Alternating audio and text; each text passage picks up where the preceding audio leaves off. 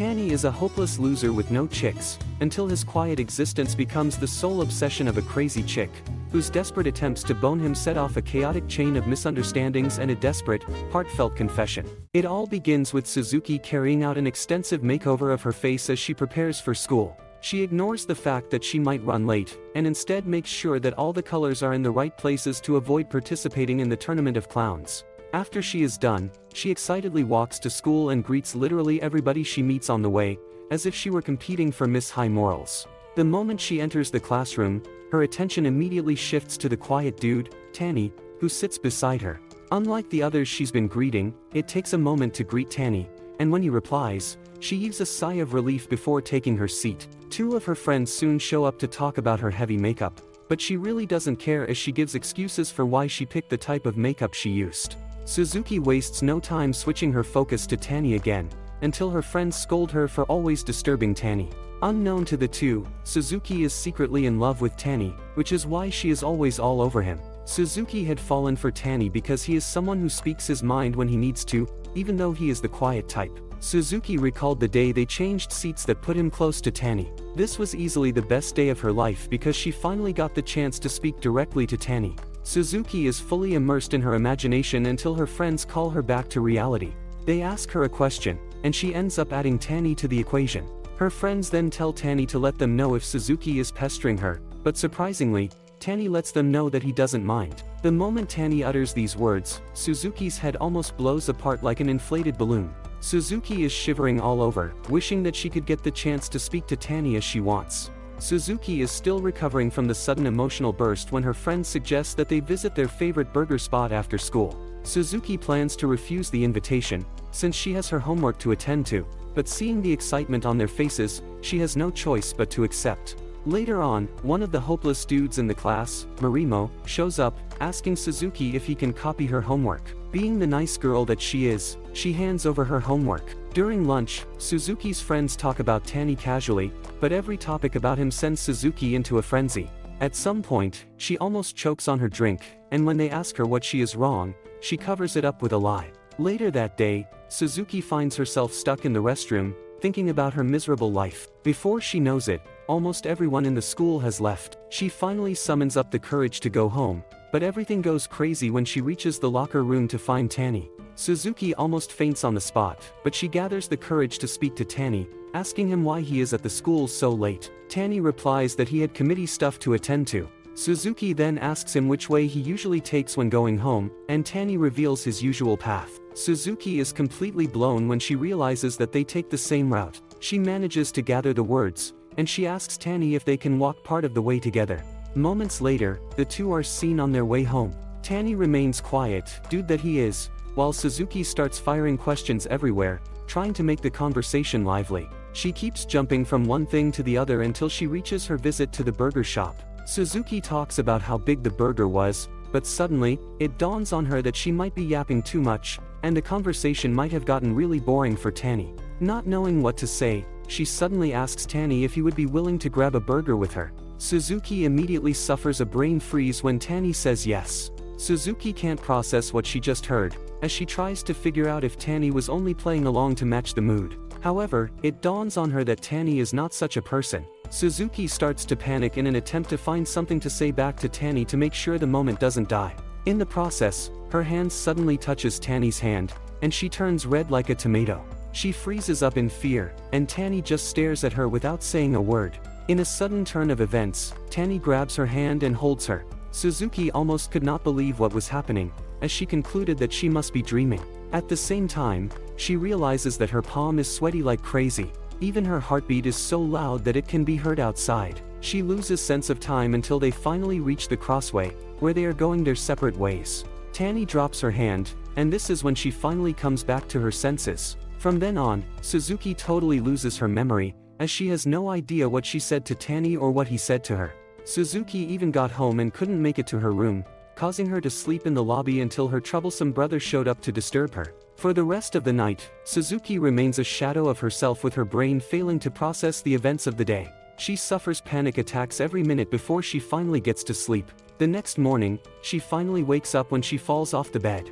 She casually picks up her phone to check the time, only to see that she is running late. She rushes out of her room, screaming about how she has always been early. To make it worse, she realizes that she is the only one left at home, and her mother had left a note for her, telling her that it is fine to be late sometimes. Since she is already late, Suzuki decides to just do her things slowly. By the time she is done, she arrives in the afternoon, and her friends tell her that she should have just taken the day off. Just as she is settling, Marimo shows up, throwing a heavy question at Suzuki. He asks her if she and Tani are dating because one random dude saw them walking home together. This question hits Suzuki really hard, leaving her in a tight space. She can't believe that her undefined relationship already has eyes all over it. Trying to engage in damage control, she screams at Marimo, telling him that it is not what they think. However, she utters the words just when Tani enters the classroom. Suzuki freezes when she sees Tani pick up his book and walk out of the classroom. Without a doubt, Suzuki realizes that she might have just crashed the relationship she was still trying to build. While they are in the general class, Suzuki remains uncomfortable because Tani heard her denying the relationship. Desperate, she thinks of apologizing to Tani in front of everyone, but she doesn't have the guts to go through with this. As the day goes by, Suzuki remains horrible and a shadow of herself. During the badminton match, all she can think about is Tani and the possibility that he is feeling terrible because of what she did. When they return to their class, Tani continues doing his thing, while Suzuki trembles in her seat, looking for a way to talk to Tani. However, she can't clear up the misunderstanding while everyone is present, ultimately compounding the misery. Just as Tani is about to leave for the day, he walks up to Suzuki, telling her to forget about yesterday's events, while also apologizing to her. After saying this, he walks away, but without realizing, he just shattered whatever hope Suzuki had left. Suzuki remains mute while the whole class is having a good time. His friends walk up to her, and this is when Suzuki finally comes clean, revealing that she is in love with Tani. Her friends are shocked to hear this, and Suzuki continues by revealing that she was the one who invited Tani to walk home with her the day before. With tears in her eyes, she asks her friend if she did something wrong. Marimo freaks out when he realizes that the whole thing with Suzuki and Tani is actually serious. Being the best friends that they are, the trio tells Suzuki to chase after Tani because he is already on his way home. They motivate her, telling her that she can catch up if she runs really hard. Suzuki immediately takes their advice, and she makes a run for it, as she tracks down Tani's walk path. At the same time, Tani is thinking about Suzuki, and he believes that he was the one who mistook the whole situation because Suzuki was always nice to him. Moments later, Suzuki catches up to him, and she screams at the top of her voice, telling Tani that she loves him. Tani is shocked as he turns around to see Suzuki running up to him. With tears in her eyes, Suzuki expresses herself, talking about how she felt and her fear of telling Tani what she wanted. Suzuki finally lets go of her, and she lets Tani know that she always wants them to be together. The confession comes as a shock to Tani, but at the same time, he mans up and lets Suzuki know that she makes him really comfortable and would like it to continue that way. With the two confessing to each other, everything finally works out for them, thus removing the tense energy that has been a wall between them. The following day, Tani heads to school minding his business, but he suddenly meets Marimo, who greets him with the energy of someone who just won the lottery. The sudden enthusiasm catches Tani off guard, and it immediately makes him wonder if Suzuki might have said something about them. Before Tani can overthink it too much, Marimo casually lets it slip that he already knows about the whole thing. Tani explains that he had no intention of telling anyone since he wanted to protect Suzuki's reputation and avoid unnecessary gossip. Marimo brushes this off without a second thought and tells him not to worry, revealing that Suzuki already went ahead and declared her love for Tani in public the previous day. He explains that Suzuki's reputation was never in danger. If anything, it is Tani whose value has suddenly skyrocketed thanks to that bold confession. Hearing this makes Tani feel a little awkward, and he ends up praising Marimo for being so outgoing and confident. Marimo happily accepts the compliment and hands Tani a piece of candy like it is a reward. Meanwhile, back in the classroom, Suzuki is having the time of her life as she chats excitedly with her friends about a soapy novel. While she is completely invested in the dramatic love story, Satu and Watanabe are more interested in getting updates about her and Tani. The two of them start commenting on how Suzuki usually carries entire conversations on her own whenever she is with Tani. Watanabe even offers her an article that is meant to help her hold better conversations. As Suzuki reads through it, reality hits her hard, and she realizes that she has basically been a broken gong the entire time she has been talking to Tanny. It also dawns on her that their relationship might have already moved into something deeper. Just thinking about it fills her with a confusing mix of excitement and fear. After spiraling for a bit, Suzuki suddenly makes up her mind and vows to become the ultimate girlfriend. When Sada asks how she plans to do that, Suzuki freezes after realizing she has absolutely no plan. In the end, she decides the safest move is to ask Tanny to walk home with her again after Tanny arrives in class. Sada asks him if he is comfortable with them hanging around him, and Tanny lets them know that he has no problem with it. Suzuki expresses her dissatisfaction with his answer, but the moment he leans in and asks what he should have said, she panics. Seeing this, Sada nudges her to do what they had talked about earlier. Suzuki tries to back out at first, but after a bit more pressure, she finally asks Tanny if they can walk home together. After school, the two of them leave the classroom, with Suzuki marching ahead like a malfunctioning Terminator. She greets everyone she passes, making people wonder why she is walking like a robot. From behind, Marimo and the others watch, with Marimo commenting on how Tanny somehow manages to be invisible. Once outside the school, an awkward silence settles between them, and Suzuki spirals, thinking of what to say. She notices Tanny trying to make a move, so she decides to take advantage of it, but he suddenly backs down, leaving her hanging. A few moments later, they reach an intersection, and Suzuki bids Tanny farewell, but he suddenly grabs her hand and asks if she can spare a few more minutes. They settle down at a nearby park, where he explains how Marimo approached him earlier that morning. Tanny admits he has been conflicted about hiding their relationship from others, prompting Suzuki to quickly apologize for making it public without his consent. To her surprise, Tanny confesses that he does not mind at all. Suzuki then realizes she may have been too self-absorbed without paying attention to how he felt.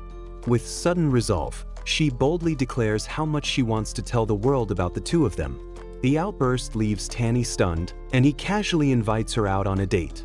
They burst into laughter when they both mention the same hamburger spot at the exact same time.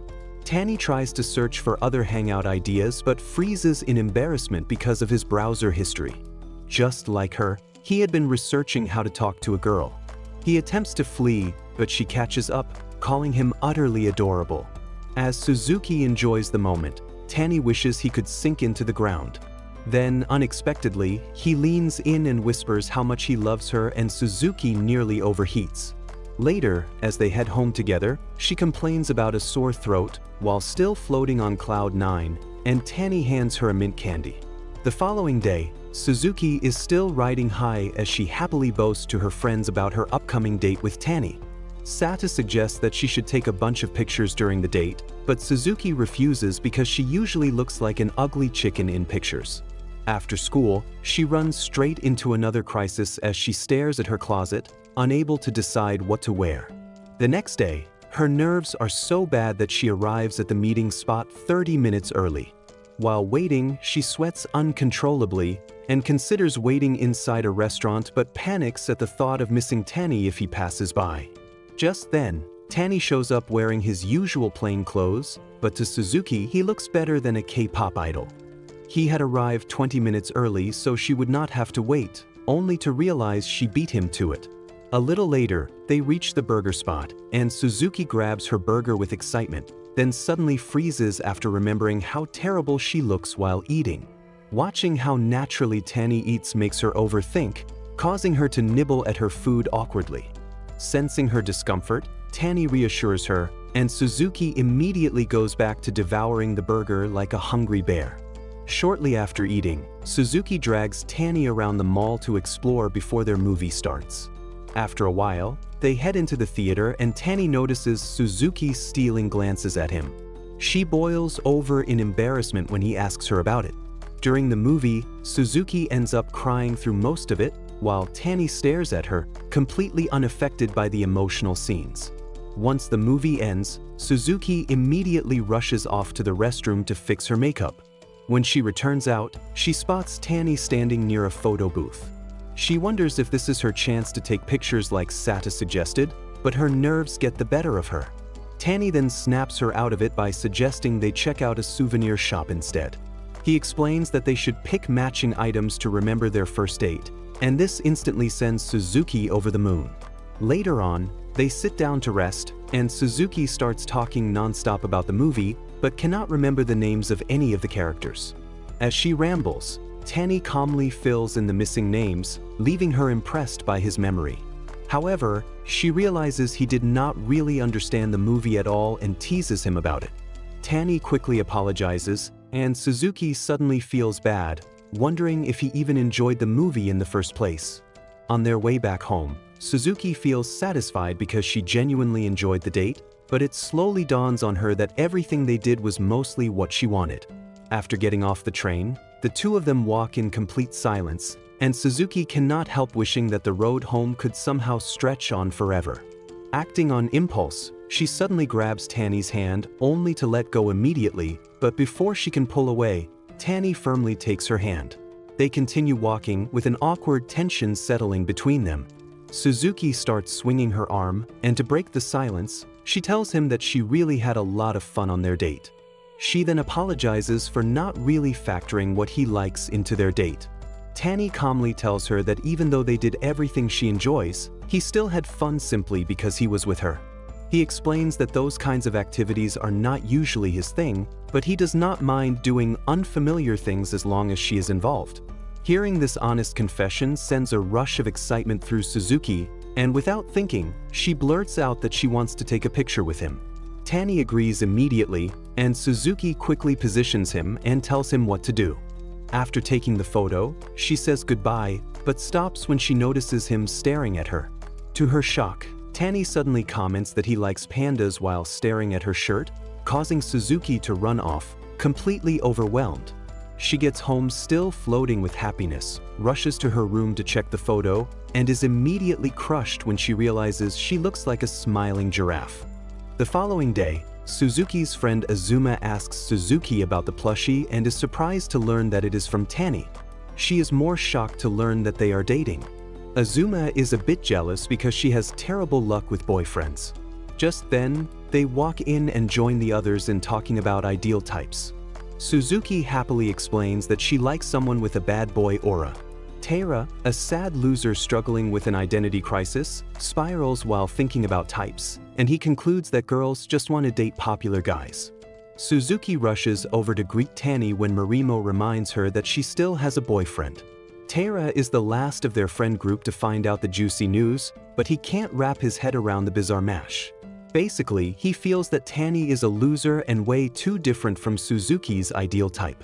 He finds it even more weird that all of Suzuki's friends are now comfortable with Tanny. Later, he privately asks Suzuki why she chose Tanny, and she simply says that Tanny is cool. Since Taira is too dumb to understand her reason, they decide to leave it at that. After her conversation with Taira, Suzuki playfully teases Tanny with canned drinks, while Taira watches in shock and disgust. Later, Suzuki is chatting with Watanabe, and Marimo rushes in, begging for Suzuki's homework. He quickly switches and asks Tanny, but before Suzuki can stop him, Tanny already pulls the homework out. Taira is disgusted that Suzuki's friends are already taking advantage of her boyfriend. He seems to be the only one in the group struggling with coming to terms with this new dynamic. After school, Taira continues to struggle with his identity crisis until Azuma approaches him. He ignores her and is still spiraling when Suzuki and Tanny pass by on their way home. The sight of them walking together without any care in the world puzzles Taira. Meanwhile, Tanny decides to talk to Suzuki about her ideal type, and she realizes he had been listening in on their conversation earlier. She wants to know if it bothers him, but Tanny denies it, making her suddenly start chuckling. She explains that she has a lot of different feelings for different types, and Tanny just happens to fall into one of them. Even though he doesn't get it, Tanny accepts her explanation, as he recalls she usually calls him adorable. Tanny faces anxiety from Suzuki's explanation to the point of having nightmares because of it. To make matters worse, his grandmother refers to their cat as adorable, making him wonder if that is how Suzuki sees him. He concludes that if her idea of a cool person is strong, then he is far from that because his bones are literally made of jelly.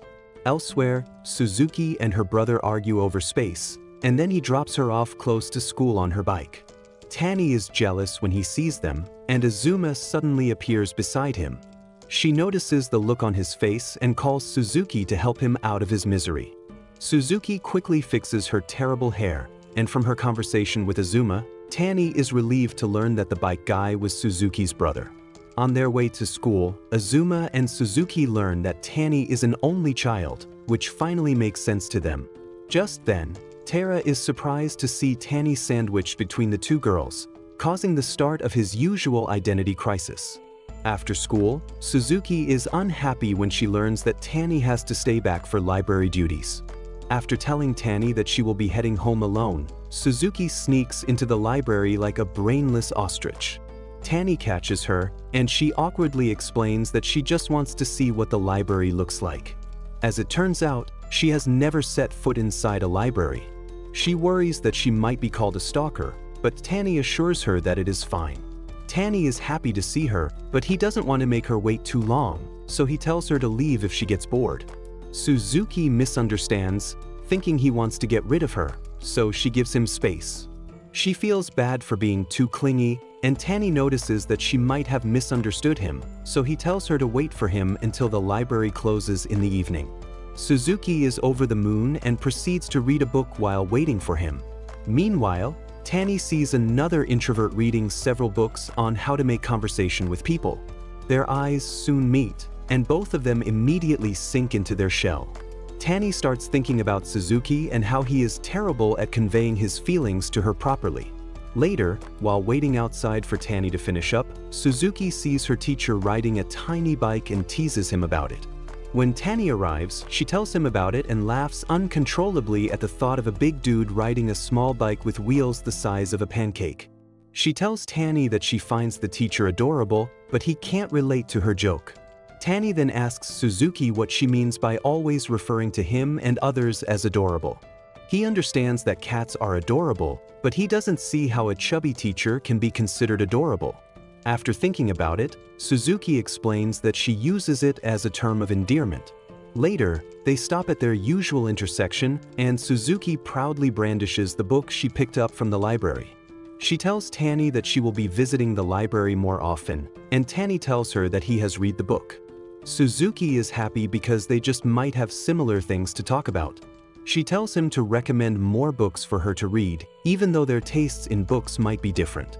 Suzuki explains that she wants them to have a little in common and also get to know each other's preferences. After she finishes explaining, Tani is moved, and the atmosphere between them suddenly becomes heavy. Suzuki's heart beats furiously when Tani suddenly rubs her head quietly. Even though he can never become her ideal type, he still wants to make her heart flutter from time to time. Suzuki boils red when he cups her face in his hands, telling her that she is so adorable. There and then, she forgets how to breathe, only giving one-word answers when he talks to her. Back home, Tani rubs his cat's face as he did to Suzuki, while Suzuki is still floating on clouds because of him. The following day, Marimo greets Tani with the usual rowdy tap, and Tara appears like a ghost. He tells Tani about his conversation with Suzuki and how she referred to Tani as a cool guy. Tani's plain reaction shocks Tara because he was expecting him to be over the moon for receiving a compliment like that from his girlfriend. Tara experiences another crisis when Tani suddenly calls him a good person, and because of his reply, Marimo concludes that Tara is a nutcase. Later, Suzuki, Watanabe, and Sata see Tani smiling while talking with Tara and Marimo. The fact that Tani is smiling shocks them because he never smiles. Suzuki is very jealous and wants to hoard Tani for herself. She believes that she is funnier than the boys, but Tani has never smiled or laughed at her jokes. With summer approaching, Suzuki discusses her plans to attend a local festival with Tani. Watanabe suggests she wear a traditional Japanese dress called a yukata, and Suzuki loves the idea. All her excitement, however, fades when Sato reminds her about the upcoming midterms. For the rest of the day, Suzuki is moody about the midterms, but she suddenly starts rambling about food to escape reality and even drags Tani into it. The two jokers of the group, Watanabe and Marimo, arrive in high spirits until Suzuki reminds them of the exams. Suzuki then invites them for a study session, and Marimo tells Tani to join them, but he refuses. After he leaves, Suzuki explains to them that Tanny can't attend because he has library duty. Marimo and Watanabe then suggest they all have the study group in the library to keep Tanny company. At the library, Watanabe and Marimo are too dumb to understand Suzuki's teaching methods, so they ask Tanny to help. Sata catches Suzuki blushing, and Suzuki explains that she feels happy watching her friends get along with her boyfriend. Sata notes that despite their differences, her friends have crossed boundaries to bond with Tanny and wonders if she can do the same. Suzuki believes that Sata can also do it and reassures her, saying she and Tanny are quite similar. When Watanabe returns from studying with Tanny, she teases Suzuki about her relationship with Tanny, sending Suzuki running off in embarrassment. Afterwards, the group heads home, and Satu apologizes to Tanny for her rowdy group of friends. Tanny lets her know that it was quite fun to have more people in the library. Marimo suggests they eat before heading home, while Suzuki teases Tanny for pronouncing bibimbap wrongly. Satu also joins in on the joke, finally getting comfortable around Tanny, and shortly after, the group enjoys their food before heading home. That night, Suzuki finds a flyer for a new store in her neighborhood and decides to visit it. Before dashing out, her mom and brother also tell her to help them pick something from the store. At the store, Suzuki runs into Marimo, and they jokingly mock each other for dressing up like homeless fellows. Inside the store, they run into a grumpy Taro working there part-time, even though it is far from his home. Suzuki feels embarrassed buying toilet paper in front of her male friends, but they don't care about her. Shortly after, Suzuki and Marimo head out and loiter in front of the store. Suzuki happily talks about the smell of the rain, but she gets frustrated when Marimo fails to understand her. Just then, a motorcycle approaches, and the two flee, thinking it might be the cops, but it is only Watanabe. She cautions Suzuki for not dressing up, especially because this is also Tanny's neighborhood. Suzuki confidently assures her that Tanny will never step outside this late in the night. While she is still confidently rambling, Tanny actually arrives at the store, and Suzuki bolts off faster than the Flash. Tanny tries to find her, but Watanabe and Marimo distract him to buy Suzuki time to escape. Despite all their efforts, Tanny still catches up with Suzuki, who runs slower than Flash from Zootopia. Tanny asks why she ran away, and Suzuki explains that she doesn't want to ruin her image in his mind. Tanny doesn't understand why others can see her like that, but he can't, so Suzuki further explains that she wants him to constantly see her like a pretty dish. Though Tanny says he doesn't mind seeing her in rags, Suzuki still wants to maintain her pristine image in front of him. A few moments later, Tanny takes her on a ride while expressing his love for the smell of rain. This makes Suzuki blush so hard because she has finally met someone who can relate to her preferences. Suzuki suddenly jumps down from the bicycle when a police bike drives by, warning her not to loiter at night. Tanny is confused because the cop even calls Suzuki by name, meaning she is a frequent offender. After their long-awaited midterm exams are over, Suzuki excitedly looks forward to her summer festival date with Tanny. Watanabe and Satu advise her not to hold back in her relationship. Satu also warns her not to get overly giddy like a lovesick fool, and Suzuki swears by her ancestors never to get carried away. On the day of the festival, Suzuki arrives at the venue wearing a yukata and looking extremely nervous. She had spent the entire day anxiously getting dressed, while overthinking every detail, and now she somehow feels even less confident than she did before. However, all her hard work instantly pays off when Tanny compliments her, telling her she looks beautiful. Suzuki almost forgets how to breathe, since people usually call her cute, but never beautiful. As they head out to enjoy the festival, Suzuki grabs Tanny's arms so that they won't get separated in the crowd, but Tanny gently takes her hand instead, making her giggle uncontrollably like an idiot. Soon enough, the lovebirds fully blend into the festival atmosphere, and Suzuki completely forgets Sata's warning about practicing self-control.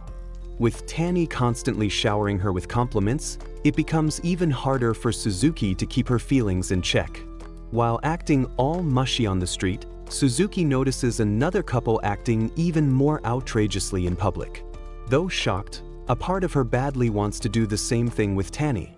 The realization hits her hard, And Suzuki starts feeling embarrassed as she recalls how she got carried away the entire day. Later, Tanny leads her down a quiet path, making Suzuki suspect he might be taking her to a deserted place for some adult action. However, Tanny only takes her to a rooftop where several other people are gathered. As soon as they settle in, an awkward silence falls between them. Suzuki wonders what to do next or how to react, but she hears someone mention a fireworks show. Just then, the fireworks begin, and Suzuki realizes that Tanny brought her to watch the fireworks show from the next town. Suzuki thanks Tanny and tries to take a photo, but they are too far away. Suddenly, her phone slips and they both instinctively reach to grab it. In the heat of the moment, Suzuki and Tanny get too close for comfort, but they quickly pull away, ruining the moment. Still, those few seconds are enough to make Suzuki so nervous, and she realizes that she actually wants to kiss Tanny. Just then, Tanny snaps her back to reality, promising to take her to see the fireworks more closely next year. Suzuki is over the moon when she hears this, because it means that Tanny has her in his plans for next year. The next day, she excitedly tells her friends about her awesome festival date with Tanny. Next, a shy girl named Nishi from another class sits in a corner, holding back her laughter while secretly listening to her classmates. Nishi is a socially awkward overthinker who can't hold conversations with anyone except for her best friend, Honda. Nishi explains to Honda about the exhausting process she has to go through mentally just to talk to someone. Honda tries to give her a few helpful pointers, but Nishi simply can't handle it, especially when the other person happens to be a guy.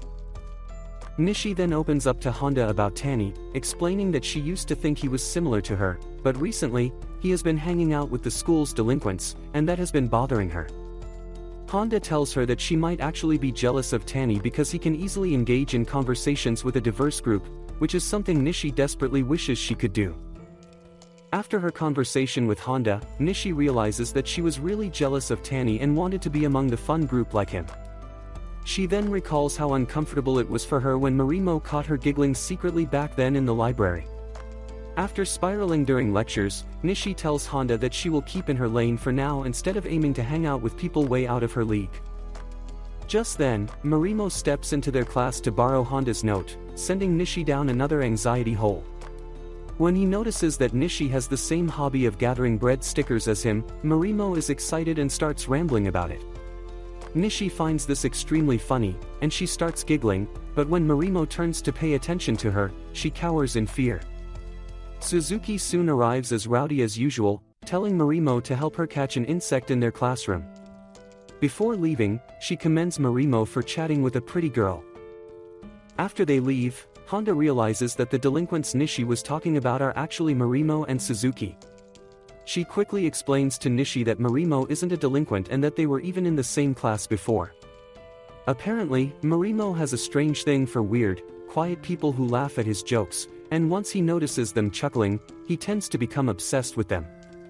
This is one of the reasons he has taken an interest in Nishi after seeing her giggling in the library.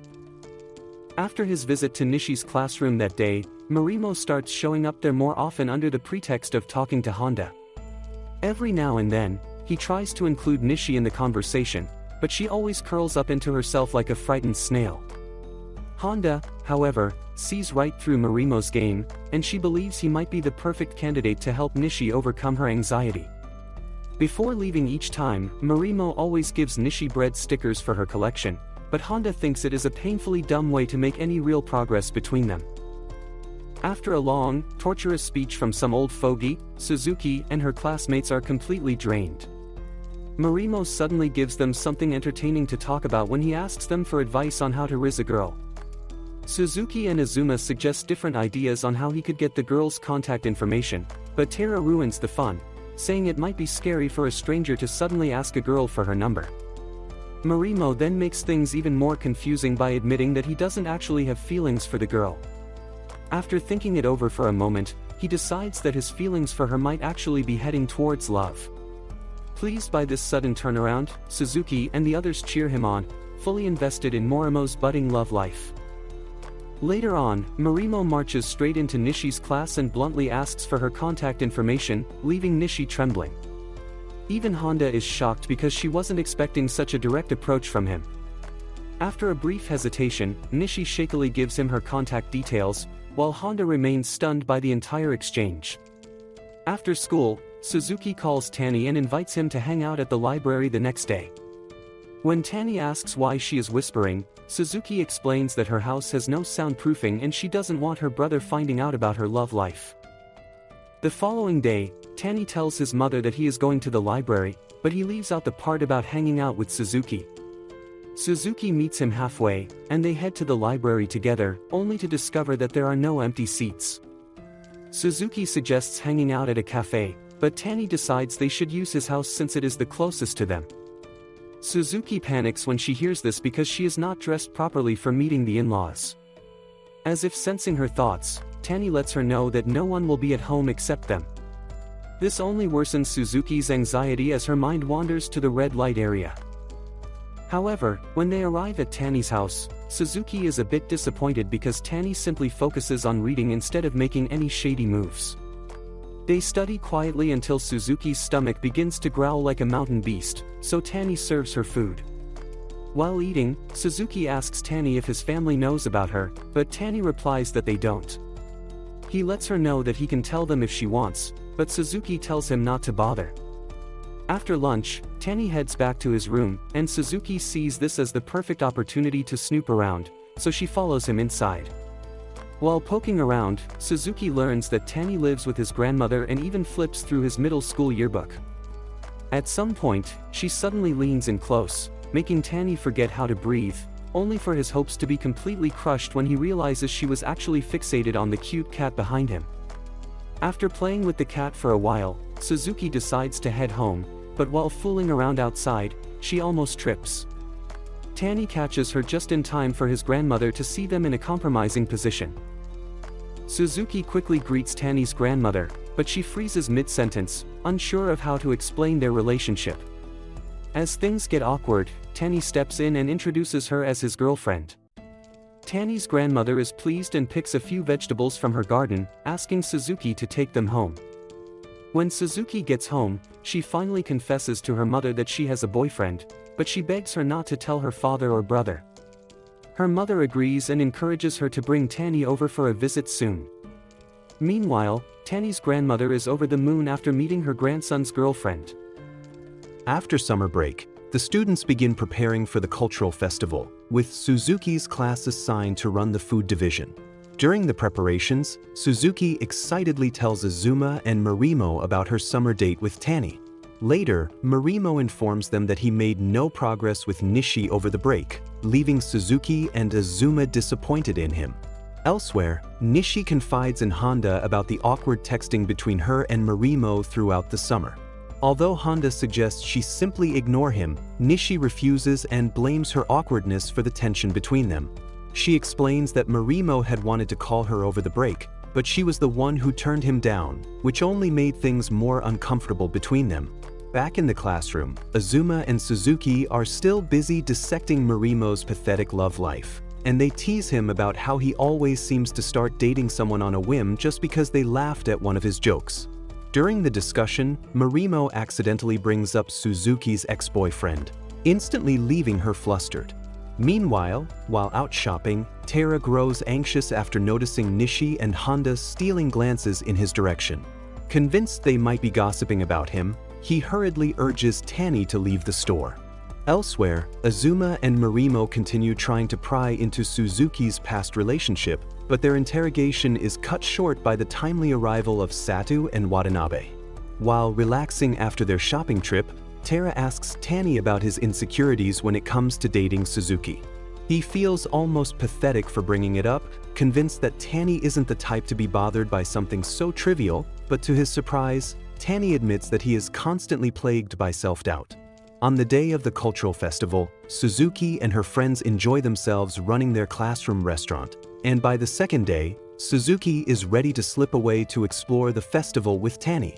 Before they leave, she playfully asks him to write a message on her shirt, and as he scribbles it down, Marimo teases him, suggesting he start addressing Suzuki more casually since they're officially dating. Moments later, the lovebirds take off to enjoy the festival, and Suzuki, ever so hyper-literally, drags Tani everywhere. Later, They run into Nishi at the photography club, and as soon as she sees them, her anxiety shoots up. She hopes they can treat her as classroom furniture, but Suzuki keeps asking so many questions that Nishi ends up being an art curator for them. After their visit, Nishi is happy because she managed to hold a conversation with them longer than she usually does. However, her excitement is short-lived as she soon bumps into Marimo, causing her to shrink internally like a tortoise. Marimo, on the other hand, taken aback by her cuteness, mindlessly drops his phone while staring at her. Back in the classroom, Tara refuses to go out and have fun due to his inferiority complex, but Azuma manages to bundle him out. On their way out, they run into Rihito, who happens to be Suzuki's ex-boyfriend. On her way back, Suzuki bumps into Rihito, and he casually calls her by her first name, making Tani uncomfortable. Suzuki hurriedly introduces him as her middle-grade classmate. Before long, things suddenly turn awkward between them as Suzuki smiles like a knockoff clown hoping for the ground to retire her early. Apparently, Suzuki and Rihito were best buddies until their classmates started urging them to date. Back then, Rihito only jokingly asked her out, but Suzuki took it seriously and accepted his offer in front of the whole class. However, after they started dating, things became awkward between them, so Rihito immediately broke up with her and explained that he was only joking. After a long, awkward silence and spiraling thoughts, Rihito decides to break the ice by asking Suzuki to go back to being his friend. They bump fists to seal the deal, and Rihito walks away, but Suzuki feels bad for not being able to make the first move. Despite that, Suzuki feels relieved like a weight has been lifted off her shoulder, but she turns around to see Tani marinating in vinegar. Her friends hurriedly bolt, sensing a lover's quarrel, leaving Suzuki to handle her mess alone. Moments later, she explains everything to Tani, clearly stating that she considers him her first boyfriend and not Rihito. Despite her efforts to clear things up, Tani still leaves abruptly, asking for some time alone to figure out his feelings. Shortly afterward, Rihito meets up with Marimo and thanks him for inviting him to the cultural festival. He explains that because of it he was able to sort things out with Suzuki, but Marimo is puzzled, as he hadn't even realized the two of them were having problems. Elsewhere, Suzuki beats herself up for causing a rift between her and Tani while Azuma tries to give her some advice to fix the problem. After a while, Suzuki finally gets an epiphany and rushes out to face her problems with Tani head-on. Watching her leave, Azuma is jealous and wishes that her pathetic love life could at least get a little action. On her way out, she bumps into a guy, hoping he is the Romeo she has been waiting for, but her excitement instantly vanishes when she realizes that it's just plain boring Tara. Elsewhere, Tani is licking his wound while thinking about Suzuki and her ex-boyfriend. He feels like a loser for acting so petty and jealous because of Rihito's appearance. Suzuki's sudden arrival snaps him out of his spiral when she wraps her arms around him and confesses her love. After listing all the reasons she loves him, Suzuki admits that there are things she still struggles to understand about him, especially how he bottles up his feelings instead of sharing them with her. Their romantic moment is abruptly interrupted by an announcement over the intercom summoning both of them to the gym. Before they leave, Tani confesses that he doesn't resent her past, but what he hates is himself for constantly comparing himself to her ex and her idol, who seem alike in so many ways. Suzuki quickly apologizes for making him feel that way and reassures him that she also often worries she isn't good enough for him either, since she is not his usual type. With their insecurities finally settled, Tani casually calls Suzuki by her first name, and she does the same in return. Having torn down the wall between them, the two return their relationship to how it used to be. Thanks for watching till the end, and make sure to hit the bell for future episodes.